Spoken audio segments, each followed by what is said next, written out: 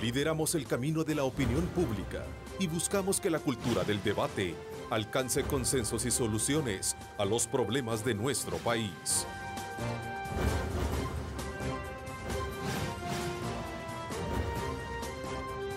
Diálogo con Ernesto López. Hola, ¿qué tal? ¿Cómo están? Qué placer enorme saludarles a ustedes. Como siempre, agradecemos esa fiel sintonía a nuestro programa, agradeciendo a Dios Todopoderoso por darnos ese privilegio de poder ingresar hasta la intimidad de sus hogares. Gracias por sintonizarnos también a través de Megavisión Go, nuestra aplicación móvil, la cual usted puede tener ventajas para poder sintonizarnos en cualquier lugar del mundo. Bueno, gracias nuevamente por estar con nosotros en este miércoles 28 de marzo. Sin duda alguna ya muchos están preparando maletas, como decimos a buen salvadoreño. Este día y mañana pues prácticamente la actividad a nivel privada pues culmina con el propósito de dar espacio a sus trabajadores, a sus colaboradores, a poder disfrutar de las actividades de verano, así como también de la participación de actividades religiosas. Pero en este marco es importante reconocer la importancia que tiene tomar en consideración las recomendaciones, los consejos que dan las instituciones humanitarias frente al problema de los accidentes de tránsito. En los primeros 3 días de las vacaciones de Semana Santa, 14 personas perdieron la vida en accidentes de tránsito cuyas causas tienen que ver con invadir el carril, no respetar las señales de tránsito, no guardar distancia reglamentaria, distracción del conductor, velocidad inadecuada y sobre todo también ebriedad al volante. Fíjense ustedes todos estos factores que influyen, los cuales tienen que ver con ciertos, causales, que al final de cuentas termina dando ese luto y dolor a la familia salvadoreña. Hoy, para hablar de este tema, me acompañan 2 expertos en seguridad vial y aspectos que tienen que ver con infraestructura y carreteras. Nos acompaña el ingeniero Ricardo Ayala, experto en temas de transporte. Gracias por acompañarnos, ingeniero. Buen día, Ernesto. Buen día para todos. También nos acompaña el ingeniero Saúl Castelar, especialista en movilidad y seguridad vial. Gracias, ingeniero, por acompañarnos. Gracias a ustedes por la invitación. Muy buenos días para todos. Bueno, este tema, desde luego, siempre sale a flote para una época en la que nos encontramos de verano. No somos la excepción. La vez anterior que lo comentábamos en radio, el programa, este mismo tema, perdón, hablábamos de que es como una especie de comportamiento casi similar. Sí. ¿Cuáles son las razones que en algún momento convergen entre una actividad de verano y lo que es el grado de siniestralidad y los accidentes como los estamos viendo? Bueno, en este caso lo que es típico es que al reducirse de alguna manera el tráfico en la ciudad, pues es inminente que aumente, digamos, la velocidad de circulación en algunos casos. Este aumento de velocidad también pues lleva a que se puedan generar un poco más de siniestros y al mismo tiempo lo que es otra cosa típica de las vacaciones es que incrementa también el consumo de bebidas alcohólicas en los periodos vacacionales. Este aumento de bebidas alcohólicas aunado pues a muchas personas que responsablemente toman un volante a pesar de haber consumido alcohol, también incrementa el potencial de siniestros que tenemos para estos periodos. Ingeniero. Bueno, si me permite, Ernesto, vamos a ahondar y raspar un poquito a buscar las verdaderas causas de nuestro tráfico tan complicado y con mucha siniestralidad. Hay mucho vehículo en circulación debido a que hay mucha población y me voy a referir al área metropolitana de San Salvador en especial, porque yo no trabajo en cuestiones de transporte ni de tránsito, trabajo en otra cosa, pero este es un tema que me interesa mucho porque mi propia vida está en juego con el tránsito caótico que tenemos. Ahora, hay mucho vehículo, pero también hay mucha gente. Fíjese que el área metropolitana de San Salvador solo son 590 kilómetros cuadrados. Eso, con relación al territorio total del Salvador, significa apenas el 2.8, menos del 3% del total del territorio. Y en esa área tan pequeña como menos de 3%, vivimos 2,5 millones de salvadoreños, casi el 33% de la población real actual del país. Y en ese menos de 3% hay la mitad o un poquito más del parque vehicular de El Salvador. O sea, es un hacinamiento humano y vehicular que no podemos manejar.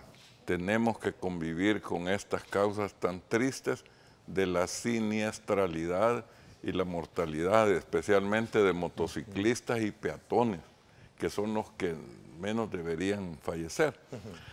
Ahora, como un agravante a esa gran concentración humana, hay un ingreso neto al área metropolitana todos los días laborales de 80,000 vehículos. La diferencia entre los que salen y los que entran.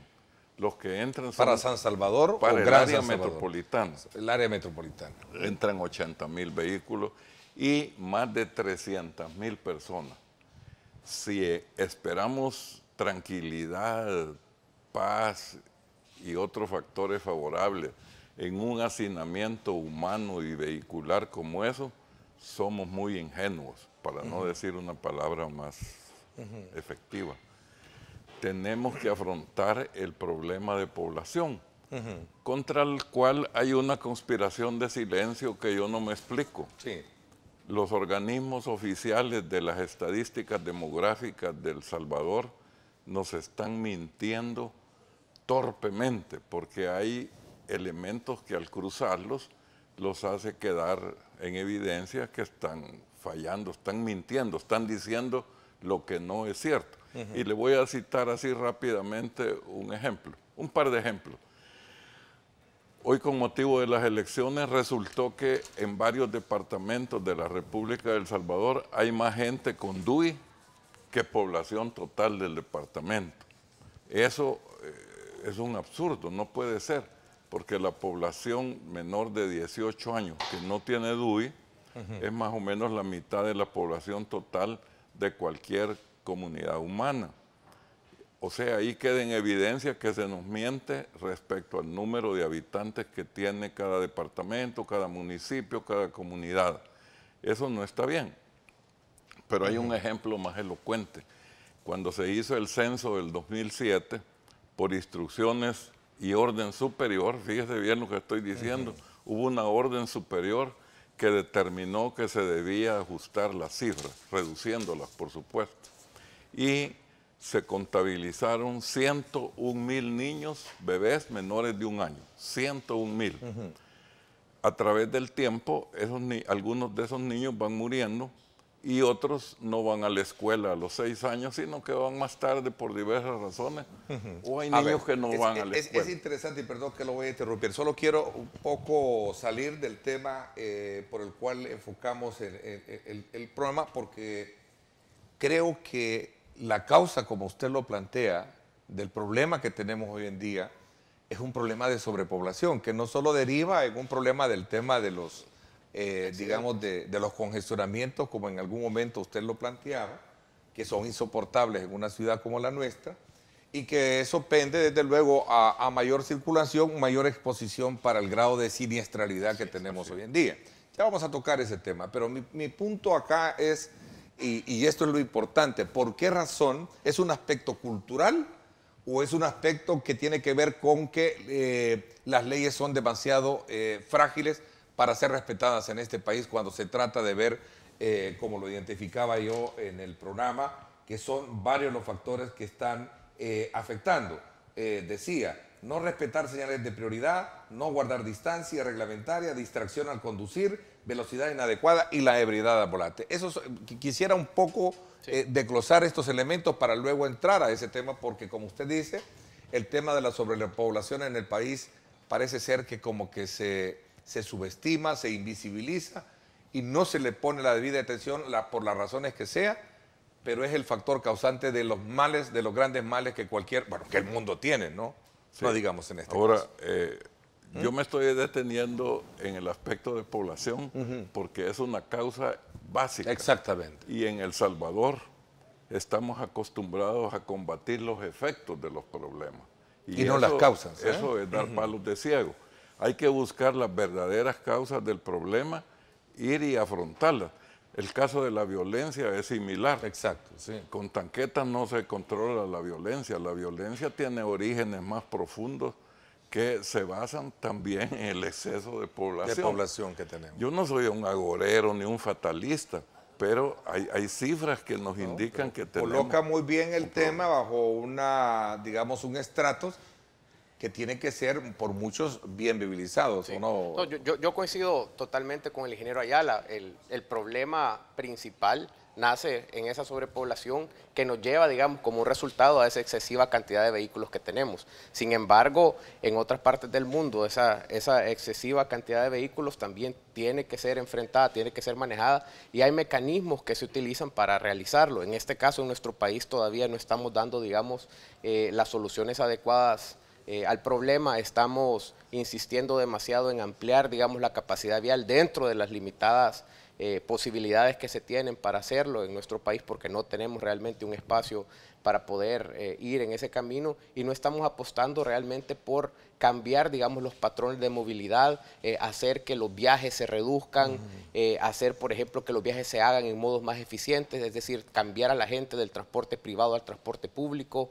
No estamos trabajando tampoco en ser más exigentes a la hora de poder emitir una licencia, por ejemplo, en entrenar a las personas de una mejor manera. No estamos realizando inspecciones vehiculares que garanticen que los vehículos que están circulando también estén en buenas condiciones, que ese es otro tema muy importante, es decir... La revisión vehicular. La revisión vehicular, usted lo mencionaba bien, Ernesto, es un problema multidimensional que se tiene que atacar de diversas aristas, y en este país hay varias de esas aristas que no se están atacando en este momento. La ley misma de tránsito establece con rigurosidad que cada determinado tiempo los vehículos, especialmente el colectivo, debe ser sometido. La gran pregunta, ¿se hace esto? Yo lo dudo.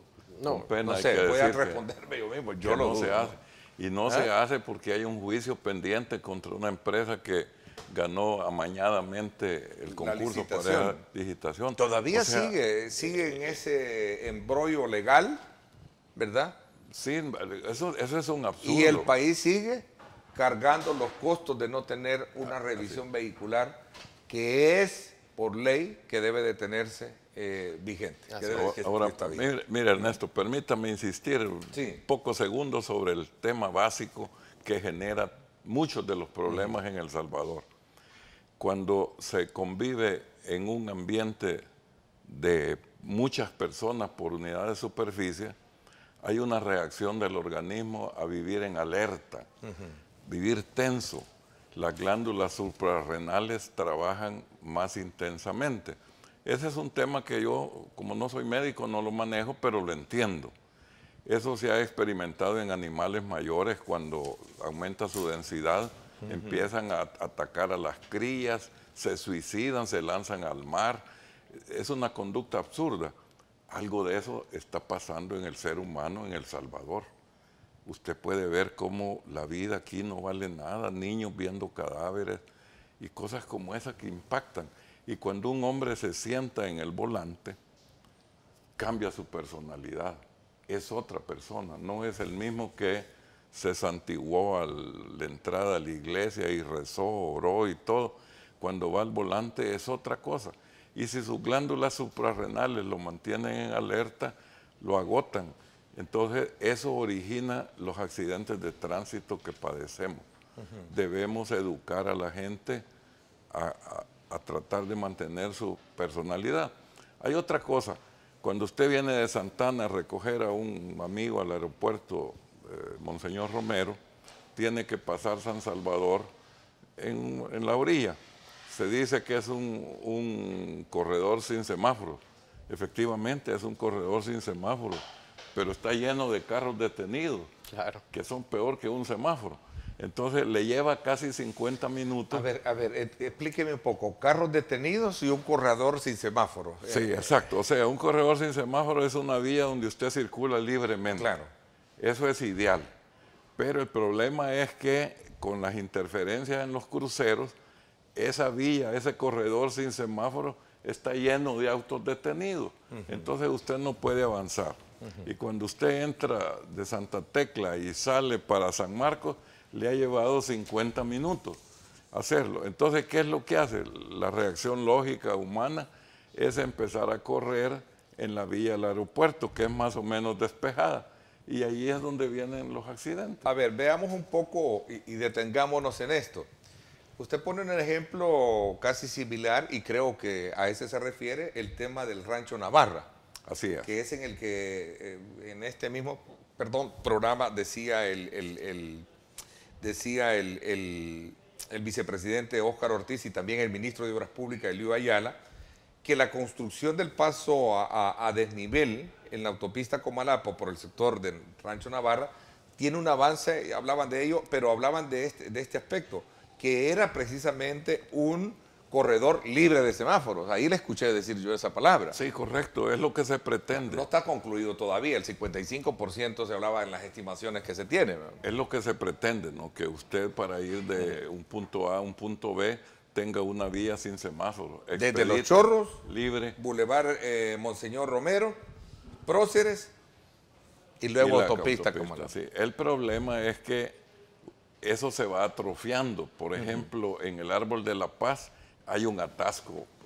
¿A qué se debe? Sí. A mal diseño de la obra vial que ahí se hizo. Es absurda. Debió haberse hecho de norte a sur. En otra forma. El paso de norte a sur, ¿verdad? No hay tiempo para analizar lo que sería. Ahí estamos viendo en la gráfica Navarra. El Rancho Navarra. En el eje oriente-poniente, cabal, es una vía sin semáforos y todo está bien. Pero en el eje norte-sur, los que bajan de la cima, que es una cantidad tremenda de vehículos, porque esa zona es sobrepoblada, van a tener problemas cuando la obra esté terminada. No van a poder ingresar como se ve en la simulación gráfica, porque la obra está mal diseñada. Es el mismo sistema del Árbol de la Paz. Una vía que va en un nivel libre, cabal, pero la otra está interferida y usted ve colas de hasta 3 kilómetros en el Árbol de la Paz. Yo quizás agregaría también que no solo se trata de una obra que a lo mejor tiene algunas limitantes de diseño. Efectivamente, digamos, el término corredor sin semáforos se está ocupando ahora de una manera más publicitaria tal vez, que en esencia no va a resolver el problema debido a otro tema, y es el tema de la capacidad. Las vías que se diseñan, las vías que se construyen tienen una capacidad limitada, digamos, de absorber un determinado nivel de tráfico. Y en este caso el problema que estamos teniendo, y lo ha venido mencionando don Ricardo, y lo había mencionado usted Ernesto, es que ya la capacidad vial que el país tiene en la mayoría de vías principales se está llegando a su límite. Es decir, nosotros podemos ver a la hora pico de la mañana, por ejemplo, el Boulevard Monseñor Romero, que es una de las calles del país con mayor capacidad vial, y usted va circulando a paso de tortuga. ¿Por qué? Porque el número de vehículos que están circulando por ahí ya excedió, digamos, la capacidad de flujo libre que tiene la vía, es decir, el número de vehículos que la vía puede absorber y mantener circulando a una velocidad de circulación adecuada. Entonces es un problema adicional, y por eso es que cada vez el paradigma del manejo del problema vial en el país tiene que ir cambiando. Ya está demostrado en muchas partes del mundo que tratar de resolver el problema vial incrementando, digamos, la infraestructura y la capacidad de las vías no es una manera sostenible de enfrentar el problema. En la medida en que usted pone a disposición de las personas una vía con una mayor capacidad, en esa misma proporción usted está incentivando a que las personas utilicen su vehículo y realicen viajes adicionales que a lo mejor no o se limitaban a hacer cuando las vías tenían una mayor restricción. Entonces, el camino definitivamente no pasa, digamos, por incrementar las vías, sino más bien por enfrentar el problema de manera racional, tratar de que la gente cambie sus patrones de viajes, pero disminuyendo esa cantidad de viajes y también moviendo a la gente del vehículo privado hacia medios de transporte colectivos. O sea, tú propones, en este caso, creación de transportes masivos para evitar, digamos, esa circulación frecuente. Son básicamente tres. Alguien decía por ahí, alguien proponía, decía en la cuenta de Twitter, nos estaba comentando que si se puede, dice don Ricardo, ¿por qué no se puede hacer un metro en el Gran San Salvador? Ya se hizo un estudio, usted lo tiene, ¿dónde está? Es una pregunta que hace. Acá hablamos de sobrepoblación, dice nuestro buen amigo Marvin, de sobrepoblación, y no pasamos de los 6 millones de habitantes. En Taiwán viven 21 millones en casi el mismo territorio. ¿Cuál es la diferencia? Entiendo que esa es la pregunta, es muy buena, digamos, comparación. Vamos entonces, Rafael Mengíbar nos escribe también, la misma ansiedad genera velocidad, urge pacificar el país en todos los sentidos. Yo creo que también hay que estudiar el fenómeno del estrés. Aquí ya vamos a hablar del tema de manera mucho más profunda sobre lo que significa la sobrepoblación. Porque yo sigo creyendo que el tema de la sobrepoblación es la causante y la generadora de todos los males que tenemos hoy en día. Lo que pasa es que es un tema que no se le quiere dar, desde luego, la verdadera atención o discusión o debate que merece. ¿Qué opinión tienen sus invitados del funcionamiento del redondel también Maferrer? Otra pregunta que están haciendo. Gracias por participar. Me voy a hacer la pausa comercial, son las 7:12. Nos interesa conocer la opinión de ustedes con relación a este tema que hemos puesto en perspectiva en el marco de estar a pocas horas de que seguramente también el sector privado también se va de vacaciones y bien merecidas. Creo que el país, al final, los salvadoreños merecemos un espacio de esparcimiento, de coinonía familiar y de participación en actividades que elevan ese valor moral y de fe cristiana. Así es que me voy a la pausa y regreso con estos temas. Estrechando lazos, mejorando tu vida. ACACU DRL.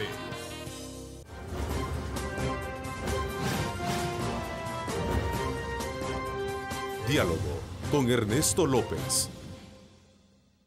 Estás viendo Diálogo con Ernesto López.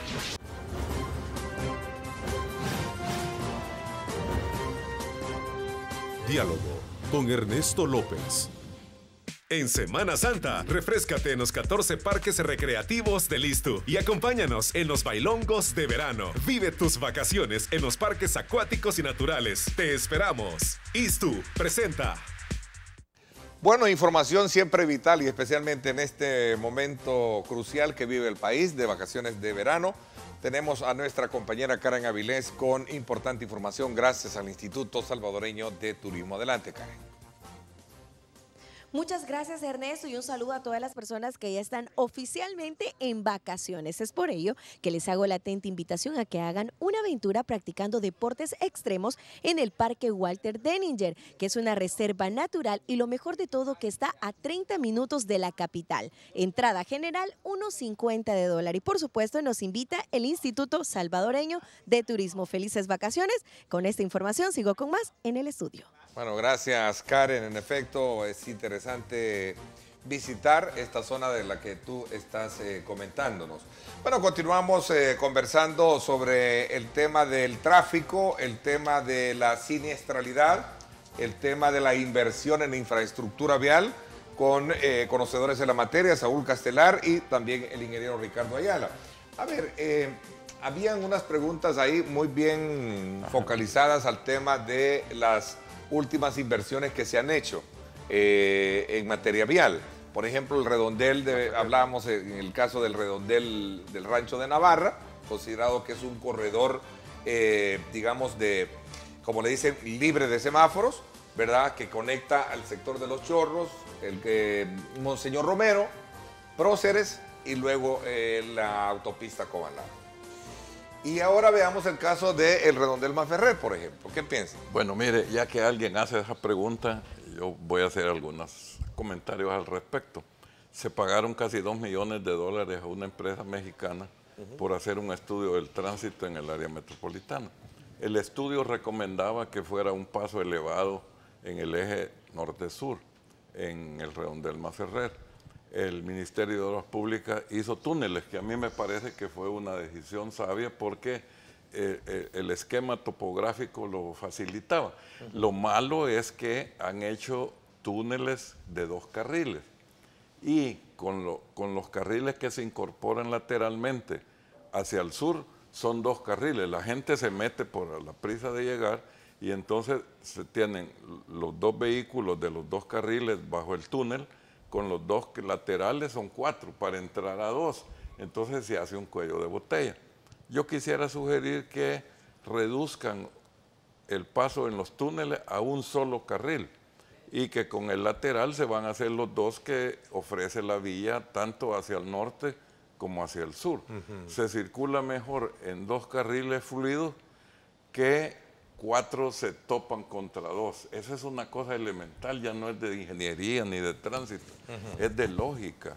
Y la otra cosa que me preocupa, yo traje una persona con discapacidad a pasear, a que conociera la zona, las obras viales que tenemos, y han instalado unos 2 ascensores ahí que están con llaves, no se pueden usar. Sí, le preguntaba entonces, de nada sirve gastar 1,5 millones en eso. Y no pregunté eso mismo, digamos, con ese énfasis al ministro y me dio a entender que no sabía cuál era la condición en la que estaban. Pero la pregunta y el sentido que lleva su inquietud, creo que es la que yo tengo y la que tiene todo el televidente. Todo el que pasa por ¿De qué sirve esa inversión? ¿Para qué sirve esa inversión? ¿Qué se pudo haber hecho con esa inversión? ¿Cuánto costaron esos semáforos? ¿Y qué se pudo haber hecho con esos semáforos? Sí. Además... Perdón, con esos elevadores. Además siento yo que, coincidiendo con lo que decía el ingeniero Castelar, manejar el tránsito por vía de la oferta no es rentable. Es más rentable manejarlo por vía de la demanda. Yo estoy haciendo un estudio actualmente sobre el tránsito ausente.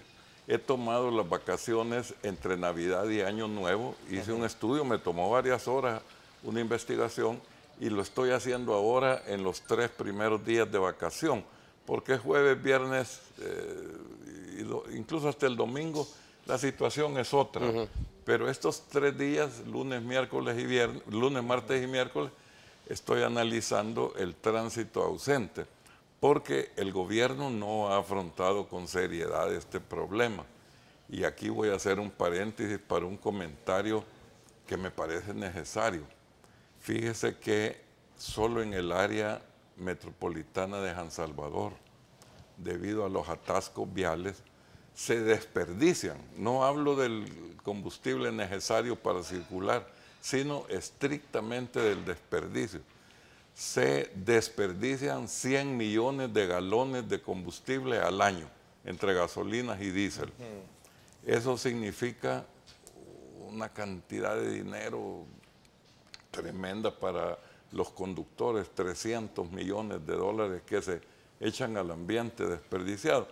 Pero le significan al gobierno 70 y pico de millones de dólares al año en impuestos por ese combustible que se desperdicia. No quiero asegurar que al gobierno le interesan más esos 70 y pico de millones de los impuestos que la salud y la física y mental de los ciudadanos que conducimos en la capital, pero da derecho a pensar, porque no se hace absolutamente nada efectivo. Lo del Paseo Escalón, poner esos obstáculos en el centro, a mí me parece que fue un gasto innecesario. Yo sugerí en un periódico hacer 5 carriles, el de en medio para cruces izquierdo. Eso en todas las ciudades del mundo se está usando. Pero aquí lo que pusieron fue obstáculos. Y dejaron libres los cruces izquierdos. Entonces, de los 2 carriles que van en 2 sentidos, el derecho lo usa el bus que está en la parada y el izquierdo el auto que va a cruzar. A ver, pero es demasiado injusto, y lo voy a decir con mucha responsabilidad, de alguna manera circunscribir que estos problemas que tenemos hoy en día, viales, son producto de la actual administración. Sí, claro. Es demasiado injusto decir que esto es de hoy. Todos los gobiernos lo han hecho. No, esto viene de hace mucho tiempo atrás. Así es, correcto. ¿Verdad? Sí. Y alguien por ahí preguntaba, no sé si tenemos un tuit donde alguien decía, es que San Salvador creció, la ciudad creció sin orden. Totalmente de acuerdo. Desde por ahí viene el problema. La verdad, o sea, que ha habido... aquí no hay una planificación de mediano y de largo plazo, de corto, de mediano y largo plazo. Y aparte de eso, la poca planificación que ha habido se ha enfocado siempre en tratar de aumentar, digamos, como ya le mencionaba el ingeniero Ayala, la oferta vial. Es decir, hemos tratado de planificar siempre para el vehículo privado en vez de enfocarnos, digamos, en el verdadero actor importante del tema de la infraestructura vial, que sería el peatón. Entonces, hemos olvidado las aceras, hemos olvidado las ciclovías, hemos olvidado la importancia que el transporte colectivo tiene y se ha visto el transporte colectivo como un medio bueno, subsidiario, ¿verdad? Para aquel que no tiene la capacidad, digamos, de comprar un vehículo privado, y eso es realmente lo que nos ha llevado al problema que tenemos hoy en día. Bueno, y a eso súmele que está el aspecto cultural.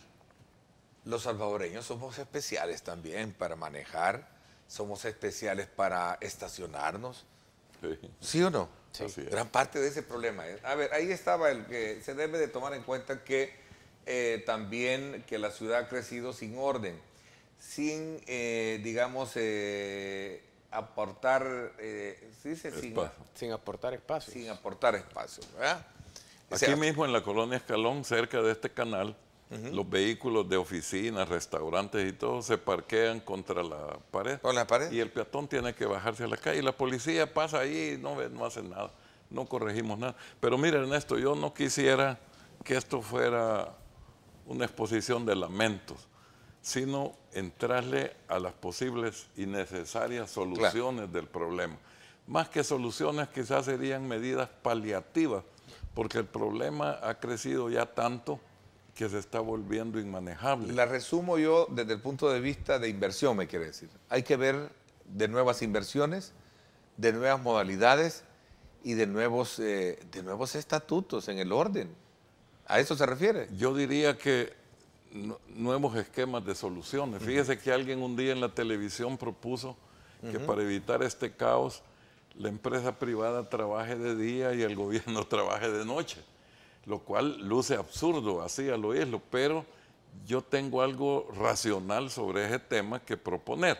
Espero tener el momento para explicarlo, trabajando sobre la demanda, no sobre la oferta, porque al trabajar sobre la oferta, lo que decía el ingeniero Castelar es cierto. Cuando usted hace nuevas vías, incentiva que la gente circule. Y estamos minimizando la importancia del transporte colectivo.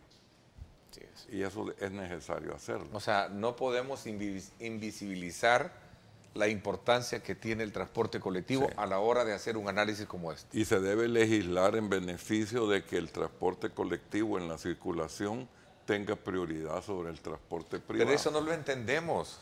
Hay que hacerlo Eso no lo entender. entendemos, y lo Hay que digo por hacerlo. lo cultural, por lo que somos como salvadoreños, y me pongo por delante. Perdóneme que sea el burro que va por delante. Pero es cierto, hay que ser honestos, hay que ser sinceros. Alguien mencionó ¿Ah? ayer lo de Taiwán, exacto. ¿Ah? Vean, Sí. pero ahí es una ciudad Sí. disciplinada. Sí. En Singapur por tirar un chicle va usted preso. En Roma, para quienes hemos tenido la bendición de estar en Roma el tráfico es un desorden ordenado. Es caótico. Así es. Es caótico ordenado.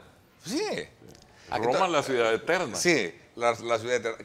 Quiero comentar un poco el elemento este. Es decir, cuando usted habla, porque usted ha puesto un tema bien importante que poco comprendemos, o es poco comprensible, mejor dicho, y poco entendible, que es el tema de la importancia que debe de dársele al transporte colectivo, Claro. ¿verdad? Que creo, y sin temor a equivocarme, porque conozco muy bien de esta área, fui por muchos años asesor en esa área, tengo la impresión que a raíz de toda esa mala imagen que se han ganado, y bien ganado algunos, no todos, algunos, es que es la razón por la cual no se tolera ir a la par de un bus, por ejemplo, porque lo primero que usted ve es aquel vehículo que se lo tiran encima o que se mete al carril y ya a usted lo aprieta y lo deja en condiciones que no lo son. Entonces regresamos al tema. Primero, la importancia que merece, ¿en qué consiste? Es la pregunta que yo quiero hacerle. ¿En qué consiste la importancia que debe de tener el transporte colectivo? Y segundo, ¿qué se hace desde el punto de vista educacional para poder corregir? Porque entendería que el problema es también de educación. Por eso yo dije, Claro. aquí somos artesanos en eso, ¿o no? Claro. No, aquí definitivamente, ya se mencionaba, son varias, digamos, las acciones que se tienen que llevar de manera integrada para poder resolver el problema o disminuir, digamos, los impactos negativos del tráfico. Al centro de esto, yo no solamente pondría el transporte colectivo, sino que me iría un paso atrás y pondría al peatón. Realmente garantizar que las personas puedan desplazarse como peatones de la manera más segura y más eficiente posible. Para esto, definitivamente, para una distancia larga es necesario un medio de transporte de mayor alcance y la gente está optando por el transporte privado por diversas condiciones. Usted ya lo mencionó, históricamente el transporte colectivo no ha sido un servicio que ha dado las mejores condiciones de calidad para circular, ha estado lleno de muchas controversias, digamos, en la manera en cómo el transporte ha sido administrado, pero está, digamos, al centro de las soluciones reales y sustentables en todo el mundo. O sea, Es decir, el peatón, Saúl, puede ser prioridad, pero quien lleva al peatón también es... exacto.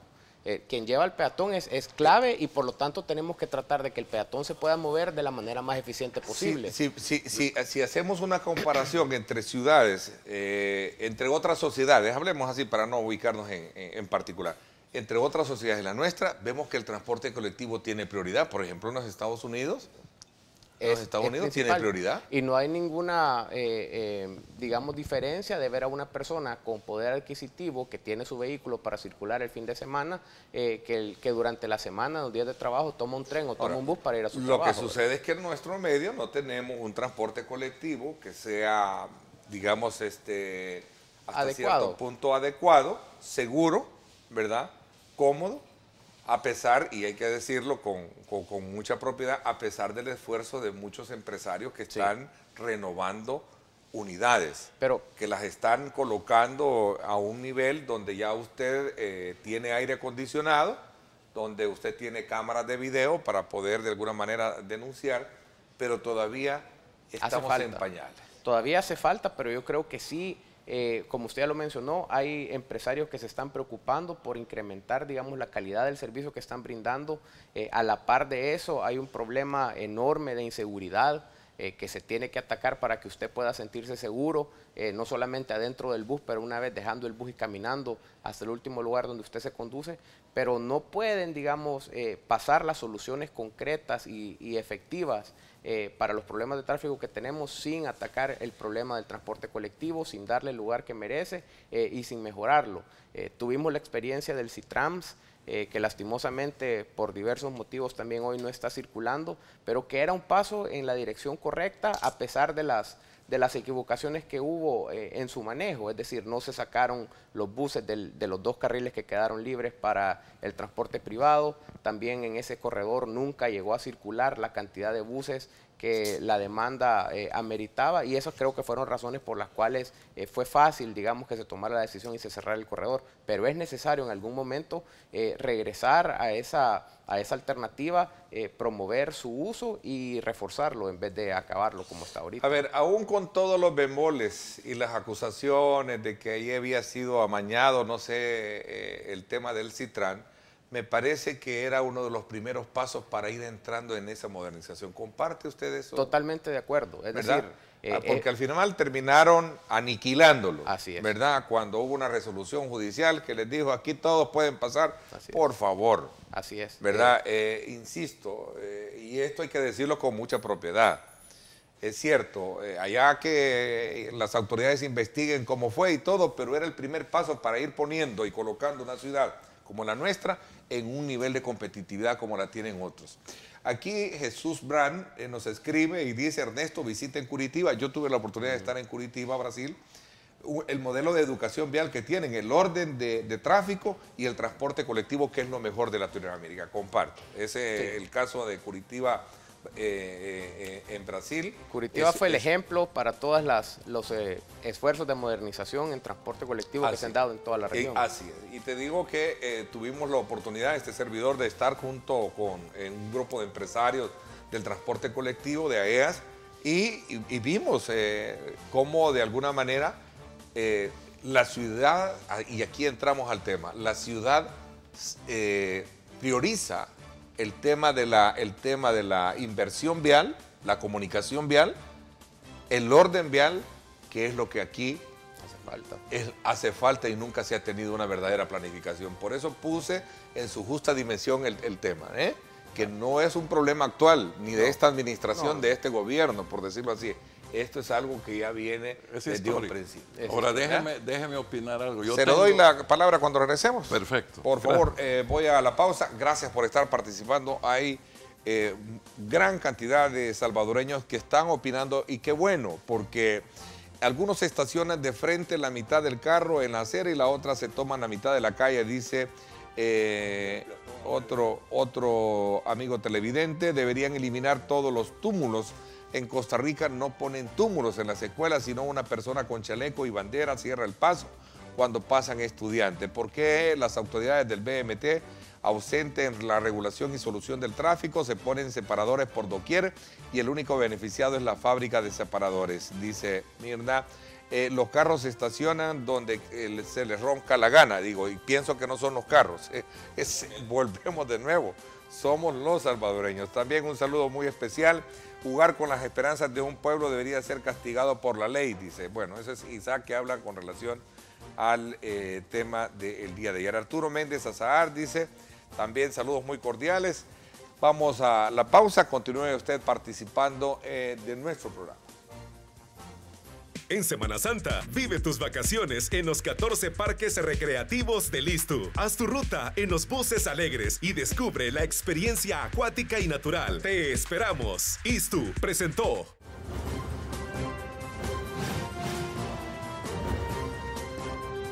Diálogo con Ernesto López. Estás viendo Diálogo con Ernesto López.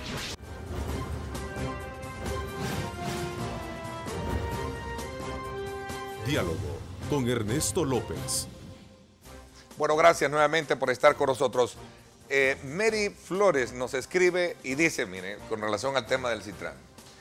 Ernesto, buen día a todos. Como decía el invitado, dejar el vehículo propio y usar el transporte público me recuerda al Citrán, donde mis vecinos de Ilopango caminaban 10 minutos a la estación y viajaban ahí dejando en casa su carrito. Hoy todo eso es historia. Ahí está. Es una lástima en realidad. No me equivoco cuando yo hago el énfasis de que, si bien es cierto, con todos los problemas que pudo haber tenido, de cómo se licitó, cómo se construyó, pues que la autoridad legalmente hubiese actuado, y si ahí había lo que había, pues claro, que se que hiciera. limpiaran. Pero era un primer paso, porque muchas personas se ponían, y lo voy a ocupar este término, se ponían o se trasladaban en 25 minutos desde Soyapango aquí al Salvador del Mundo. ¿Qué pasó? Hoy todo eso es historia. Claro. Fue una lástima en realidad el manejo que se le dio. Yo puedo entender la frustración de mucha gente que circulaba ahí en la etapa en que se quedó el proyecto sin que los buses regulares hubieran salido, digamos, de circulación de los carriles que debieron haber sido exclusivamente para privados. Sin embargo, la decisión de cerrarlo viene a afectar a todo mundo.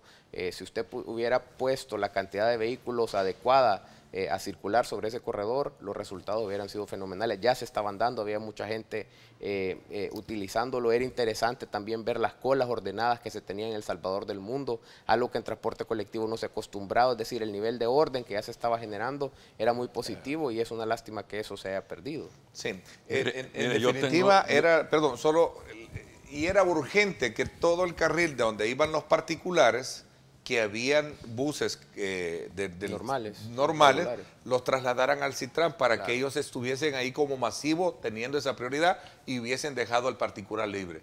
La otra urgencia que no les llegó y les cayó el costo político, porque el costo político fue a partir de una sentencia que después vino y lo terminó. Sacar la terminal también de ahí. Es otro de los grandes problemas históricos que tuvo esta ciudad. Sí, la terminal, de hecho, los planes, digamos, de reubicación de terminales son planes que vienen desde los años 80 y eran pasos que se tienen que dar. Creo que en este momento ya la terminal de Oriente ha sido reubicada a un mejor lugar, y eso esperemos que también contribuya un poco a reducir, digamos, los niveles de tráfico sobre el Boulevard del Ejército. Gracias. Ingeniero. Sí. Mire, yo tengo una opinión diferente sobre el Citrán. El Citrán es una buena intención, pero se manejó mal. Claro, el estudio es deficientísimo. En eso coincidimos, ese es el planteamiento. No resiste un análisis técnico el estudio que se hizo del Citrán. Es absurdo. Pero la intención era buena. Ahora no vamos a comparar la geometría de trazo de Curitiba con la geometría del trazo de San Salvador. Tienen terreno hasta para regalar. Y uno tiene que adaptarse a las condiciones. Yo sí participo de que el Citrán circule en un carril igual que el resto, pero tiene la ventaja que el Citrán se detiene y el tráfico que lo sigue también se detiene, porque creo que solo hay una o dos paradas donde hay un carril para sobrepasar. O sea, no lo está alterando. Además de la 33 Avenida hacia los ponientes Santa Tecla, no iban a haber carriles exclusivos. Si antes el Citram lo traía usted de Soyapango al Salvador del Mundo en 25 minutos, hoy lo traen 33, 34 minutos. Eso no creo, ingeniero. Hay No, que ha someterse. aumentado. Yo lo he estudiado porque yo tengo mi oficina sobre la calle que circula el Citram. Y el Citram de la 33 al Salvador del Mundo va sobre los carriles convencionales. Lo que ha faltado es planificación. Sí. Porque aquí vivimos al real menos cuartillo, como decía mi abuela, improvisando. Ahora, yo quisiera insistir en 4 medidas que serían un paliativo para el tráfico. Voy a exponer 2 ahora y tal vez me dejan exponer 2 más tarde. En primer lugar, el gobierno o los gobiernos que administran este país tienen que establecer una política de población. No podemos seguir creciendo esperando que la gente adulta en edad productiva se vaya a vivir a otros países. Actualmente vivimos 8 millones de salvadoreños dentro del territorio nacional y 4 millones afuera, 3 millones en Estados Unidos. Pero ahí se acabó ya la oportunidad de quitarle presión a la caldera, porque hoy nos van a empezar a devolver a la gente. Tenemos que depender de nosotros mismos, organizarnos. Podríamos manejar 15 millones adentro, pero con las debidas condiciones para atender a esa población. Mientras no haya una política de población racional y acorde a la realidad del país, vamos a estar mal. Y manipulando las estadísticas, mintiendo, no se soluciona el problema. Por el contrario, se agrava. Okay. Esa sería la primera medida. Y la segunda es que ya se ha demostrado históricamente que los gobiernos no pueden manejar el tráfico y el transporte. Y no pueden porque es un aspecto técnico, es una especialidad de la ingeniería. Y el gobierno tiene políticos. Entonces los criterios políticos no pueden solucionar problemas. ¿Propone usted un ministerio de no un ministerio, tráfico? Un organismo autónomo. En Chile tienen un ministerio de comunicación vial. Sí. Pero los ministerios son políticos. Yo prefiero un organismo autónomo integrado por ingenieros conocedores. Yo creo que es autónomo el caso de Chile, creo que también. Creo, pero no sé, es interesante la figura que menciona. Los ministerios obedecen al criterio político del presidente. Entonces, eso anula el aspecto técnico que se persigue. En Estados Unidos está el Departamento de Tránsito que maneja todo lo que es tránsito, hasta la fabricación de las llantas. En Europa hay un organismo centralizado técnico, donde la gente tiene prioridad en sus decisiones. Mientras no creemos eso, vamos a seguir dando palos de ciego. Y estamos a 3 años, no más, a 3 años de que el tránsito se paralice, como ocurre ya en otras ciudades del mundo. Allí nomás en San Juan de Puerto Rico, la gente anda libros para leer porque el tránsito, velocidad 0. Aquí todavía tenemos 5 o 6 kilómetros por hora en las horas pico de los días laborales. Se mueve. Pero esa no es la solución. La solución es que el tránsito fluya adecuadamente y hay que manejar la demanda, no la oferta, porque la oferta no soluciona los problemas. Esas serían las 2 de 4 medidas. Veamos, José David Mena le dice que es muy acertado su comentario en cuanto al tema de la sobrepoblación. Acertadísima posición acerca de la sobrepoblación. Lastimosamente, gracias. Es un tema espinoso que ningún gobierno aborda seriamente. Espinoso, me parece. No es espinoso. Hay prejuicios religiosos y todo eso. Pero espinoso, entiendo lo que él quiere decir, pero sí es cierto. Realidad, vaya a ver si mete el sistema de educación vial, sexual en las escuelas. Exactamente, no, es difícil por esos prejuicios que se tienen. La primera es la Iglesia Católica que salta. ¿Verdad? Claro. Y otros, bueno, hay que ilustrar a la Iglesia. Hay otros memorias. Hay que ilustrar. Vamos a ver, tiene razón, en horas no pico el Citran lo más que se tarda hoy son 10 minutos. Ya en horas pico si se tarda más, yo aún lo uso en horas no pico y llego casi igual. Dice que bueno. Por eso insisto, aún con todos los problemas que tenía de su orden legal, era un paso importante. Claro, claro. Lastimosamente le cayó el costo político y lo mató, y después el tema yo me atrevería a judicial decir que vino, la resolución que terminó. Dado la importancia que tienen ese tipo de soluciones, independientemente que en este momento se haya cancelado, en algún momento van a tener que revivir esa iniciativa, porque no van a poder resolver los problemas que se tienen sin darle apuesta al transporte colectivo, y esa era una que ya está ahí, ya se tiene esa infraestructura, algo va a haber que hacer con eso. A mí me encanta de los programas como esto. Primero, ver la gran participación, hay una participación muy incontable de salvadoreños. Gracias de verdad por dar aportes, pero esa figura que usted menciona es muy cierta y necesaria. Recomendar que en el país se crea una entidad autónoma que maneje el tránsito, el tráfico, tránsito y el tráfico, ¿verdad? Compuesta con ingenieros y no por políticos, que toda la vida ha sido manejada la cartera del Viceministerio de Transporte, con mucho respeto para Nelson. Mire, yo también quiero hacer un elogio de algo del CITRAM, no todo es malo ni negativo. ¿Sí? Ha dignificado al motorista, al conductor. Claro. Trabaja 8 horas, usted ve una gente educada y todo, pero no es lo mismo trabajar 8 horas conduciendo un vehículo que trabajar de las 5 de la mañana a las 10 de la noche tratando de conseguir pasajeros, porque el bus es alquilado. El conductor toma en alquiler el bus y sale a la calle a ver cómo consigue, a costa de los usuarios, pagar el alquiler del bus y sacar algo para los se ha dignificado. Don Félix Ágreda también, él fue diputado del Partido Arena, empresario del transporte. Saludos muy cordiales, don Félix. Fue una buena intención mal diseñada, pues los funcionarios encargados de controlar el transporte público son políticos y no técnicos. Ahí está, es cierto, pues que ese es el problema. Así y es. Bajo ese énfasis es que yo secundo la propuesta que usted hace, ingeniero. En el país debería de crearse una entidad autónoma que regule el tráfico. Yo no soy enemigo de los políticos deben cumplir su función afrontando los problemas sociales y políticos, pero déjennos a los técnicos, a los que conocemos del tema, resolver los problemas específicos técnicos, como es el transporte y el tráfico. Vicente Méndez también se suma a contribuir con propuestas en este análisis que hemos tenido. Buenos días, Ernesto. Importante empezar a analizar también el uso de la bicicleta. Claro. ¿Verdad? Tal vez las condiciones geográficas nuestras no son tan, pero en otras latitudes, hablamos en el caso de Roma, hablamos de Taiwán, China y todo, el uso de la motocicleta, que no es la bicicleta, la motocicleta, porque de alguna manera también es factible, ¿no? En facilitar el movimiento de personas. El uso de la bicicleta tiene muchos beneficios, entre ellos impacta la salud de la persona y lo mejor que la bicicleta no contamina. Muy de acuerdo, muy de acuerdo. Mire, la gente joven ya buscó su solución usando motocicletas. Hoy se está proliferando mucho. La motocicleta es el 24% anual.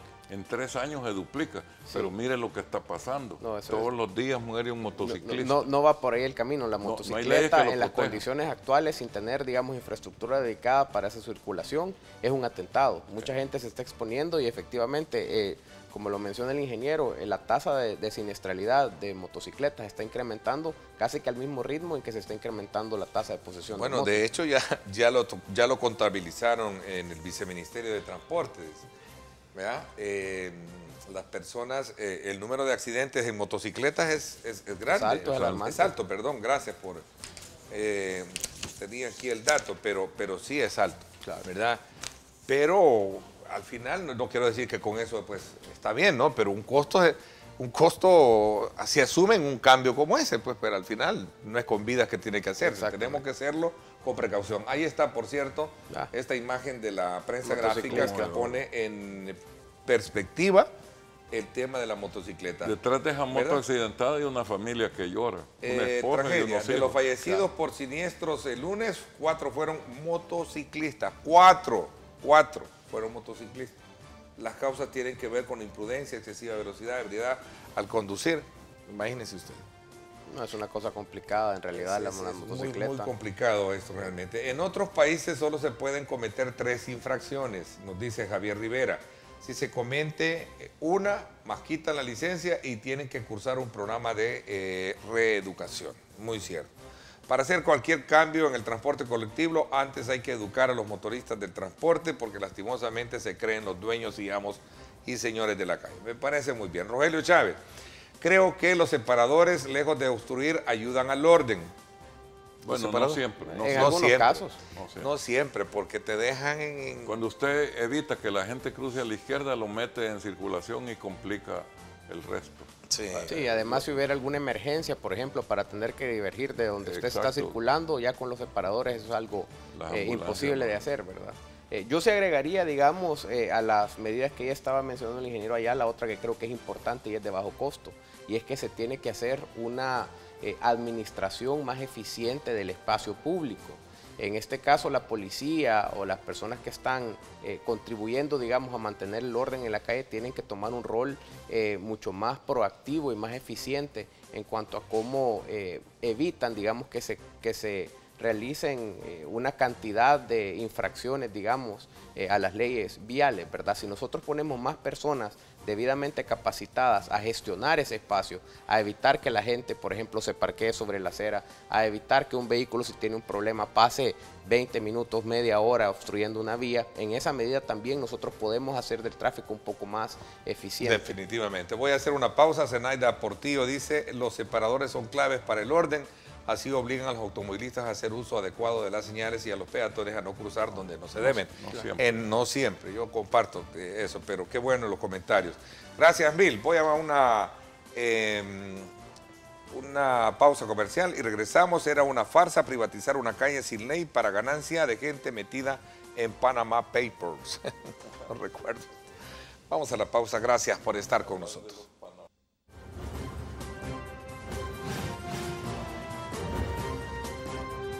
Diálogo con Ernesto López. El futuro es imaginar, es pensar en grande. Prepárate hoy. Estudia en la UFG y amplía tus oportunidades. UFG, tecnología, innovación y calidad. Bueno, gracias nuevamente por estar con nosotros. Un problema grandísimo son las paradas de buses, dice Víctor Rodríguez. Deberían estar, dice, fuera de la vía de tráfico. Esas paradas causan un tráfico vehicular, pero yo insisto, esta mañana dice también otro que nos escribe, what the fuck, no tiene sentido, Ernesto, la comparativa, culturas diferentes, infraestructura aplicada a la necesidad. Se refiere al tema de Taiwán. Tantas cosas que mencionan. La pregunta es qué plan se debe aplicar aquí para mermar esta situación. Insisto, hay una propuesta bien interesante. Y ojalá que los candidatos presidenciales hoy que van la retomen. Crear un ente autónomo de transporte para el orden del tráfico, que sea por ingenieros y no políticos. Por favor, un minuto. Porque usted es el abanderado de esto, no me la quiero tomar. Ese ente autónomo tiene que rediseñar el sistema de transporte colectivo de San Salvador. Sigue trabajando bajo los esquemas de 1934 y eso no puede ser. Tiene que diseñarlo técnicamente. Esa sería la tercera medida para solucionar en parte el problema. Y la cuarta que le he dejado por último por la trascendencia que tiene, estoy haciendo un estudio sobre el tránsito ausente. ¿Qué significa eso? En las vacaciones de Navidad y Año Nuevo del año anterior, me dediqué a estudiar el problema y saqué algunas conclusiones que estoy reafirmando con la vacación actual de la Semana Santa y luego lo voy a publicar y lo voy a trasladar a los organismos privados. El gobierno no ha hecho nada, hagámoslo los privados. ¿En qué consiste? En los horarios flexibles. Dignificar al trabajador de tal modo que él pueda escoger a qué horas inicia sus labores, dentro de un rango lógico que podría ser entre 7 y 9 de la mañana. Eso le permite a la ciudad tener 3 horas de hora pico, en vez de hora y media que es ahora. O sea, es como que hubiera el doble de vías o la mitad de vehículos. Va a aliviar muchísimo la situación. Lo voy a razonar en un artículo en el periódico y lo voy a proponer a los organismos privados, Cámara de Comercio y ANEP, para que se trate de hacer eso. En la India ha dado un resultado excelente. Esto no es invento mío, es un sistema diseñado en Alemania, el horario flexible. La gente empieza la labor a la hora que le conviene para movilizarse con Ok, la gente. también vale la pena, dice otro amigo, incorporar la currícula del Ministerio de Educación, la educación vial. Educación vial es En el importante, ministerio, claro. importante. Creo que Aquí- ya hay algo de eso. Mario Nerio dice, son llamaradas de tus, Ernesto. Recuerdo que la policía y el viceministro cada rato hace operativos para controlar el tráfico, lo hacen día a día y al día siguiente es lo mismo. Tiene que ser permanente, las puertas de los buses siempre deben de estar cerradas, dice. Maceli dice, Ernesto, ayer allí me estacioné para hablar por el edificio de Avianca y en seguridad me pitó que no me moviera, había línea amarilla. Mi sorpresa fue que era del CAM de Antiguo Cucatlán, dice. Me dijo que ellos también tienen potestad de multar y de llamar a tránsito terrestre, dice, para que me multen. Si no cree, llamo, dice. Potestad de llamar sí tienen, pero ellos no pueden multar. Es Yo decir, no sé si tienen ellos las potestad autoridades de multar, municipales ¿no? no pueden multar, solamente El el CAN no Departamento puede. de Tránsito puede hacerlo. Así es.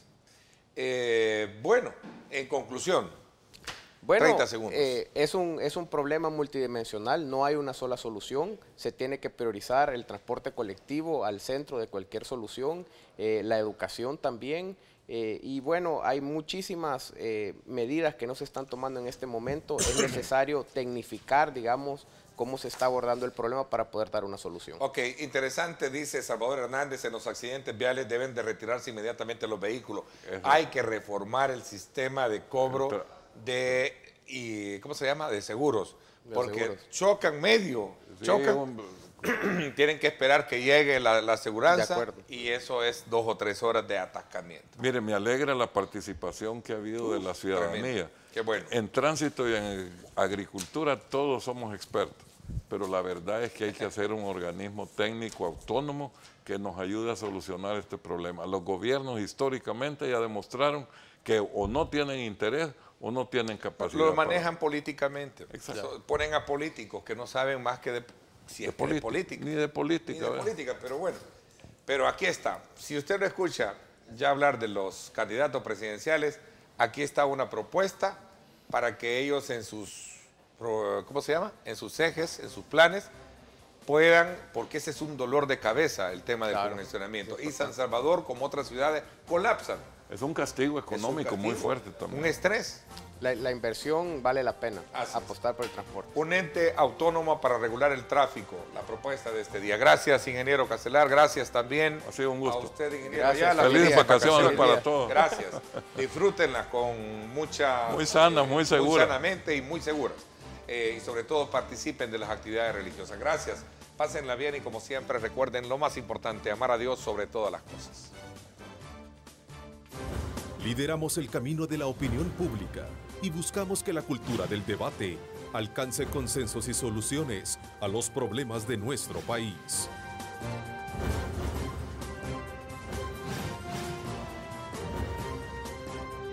Diálogo con Ernesto López.